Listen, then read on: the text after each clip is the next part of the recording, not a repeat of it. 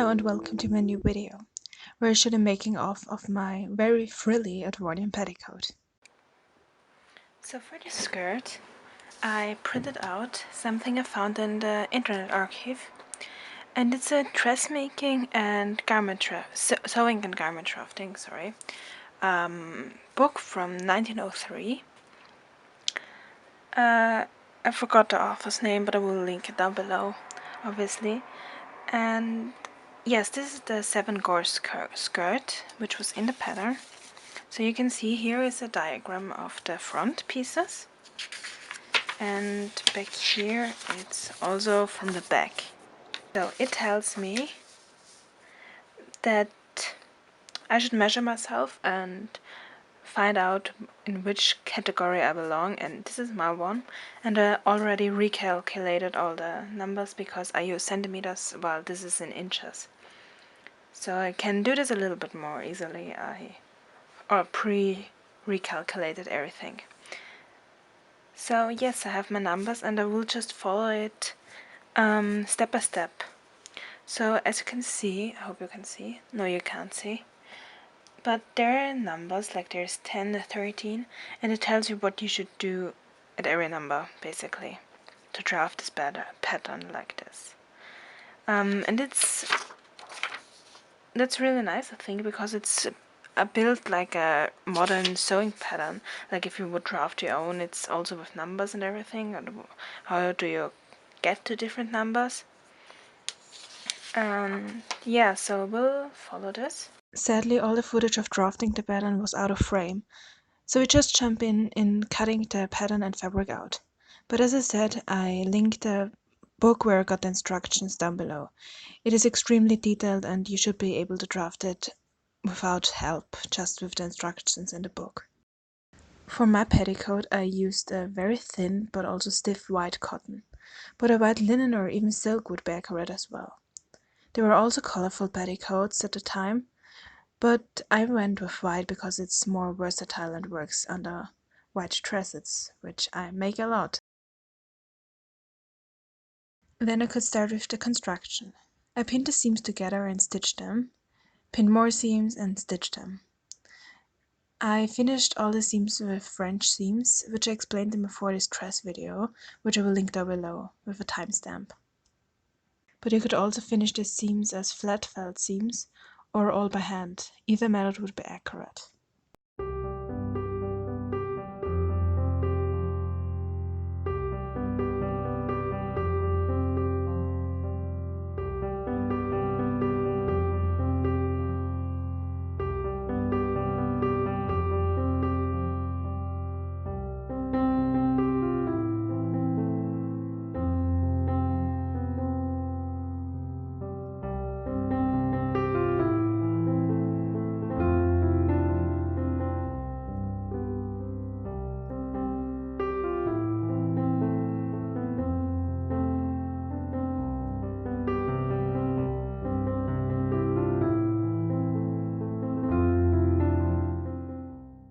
The part where the skirt closes later on is then ripped open again.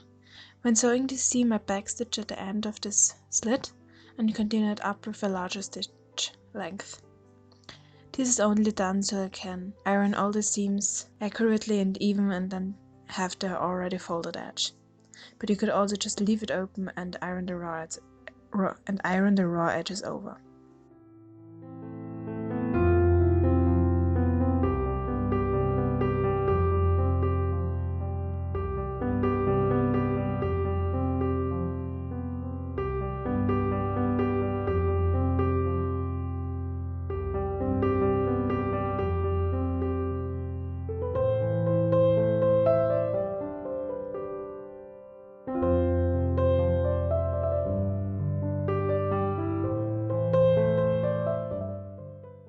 I documented the process of the waistband very poorly, but what I did is I pleated the back of the skirt with a mix of box pleats and knife pleats, and then I stitched the waistband right to right side on, turned it over and sewed over it again, similar to how you would make bias binding.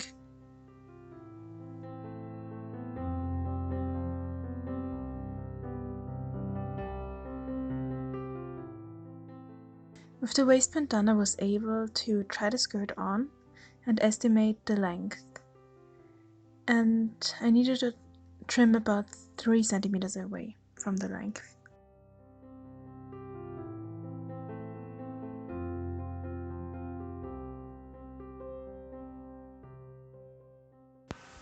Since the hem was covered later on, I made a simple machine sewn rolled hem by folding the fabric over once and stitching it down very close to the edge, then trimming the fabric away close to the stitching, and then folding it over again and stitching again on the same line.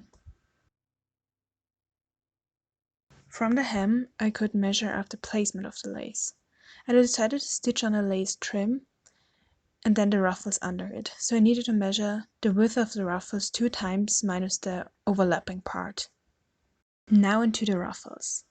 I cut 1/3 of the ruffles for the top tier and 2/3 of the bottom for the bottom tier. I had 7 meters altogether. And then I sewed the lace together to form a whole loop and felt the seams by hand. I stitched both edges of the lace trim on by machine because I was lazy and the ends of the trim got then overlapped. I gathered the lace, as I always do, by stitching on my machine with a small thread tension and pulling on the ends. For the much longer bottom tier, I made a few stops so if the thread rips when I pull on it later on, I wouldn't have to rip out and restitch all the 5 meters. Since the lace was meant for curtains, it had holes in it, and for the top tier I stitched right under the holes so I can hide them later on. So I started gathering the fabric, first by eye, and then having the skirt lying under it, till I was happy with the placement, and then I pinned it down and made final readjustments.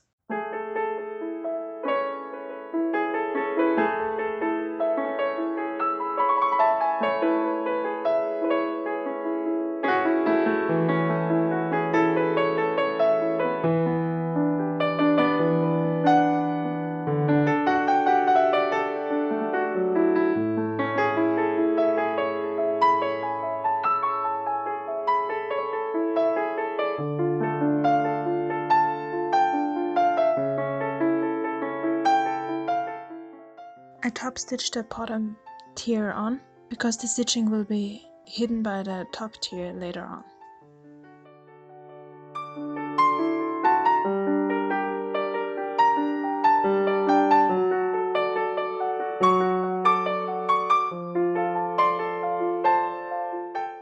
And then I needed to sew in the top tier as well. And I sewed a tad above my gathering stitch, so the holes and the stitching line are all hidden under the ruffles. And that's about it. I also sewed on a hook and eye closure to the waistband, but I've forgotten it to film. But it's not that difficult, so I think you will manage it without me. And then the petticoat was all done.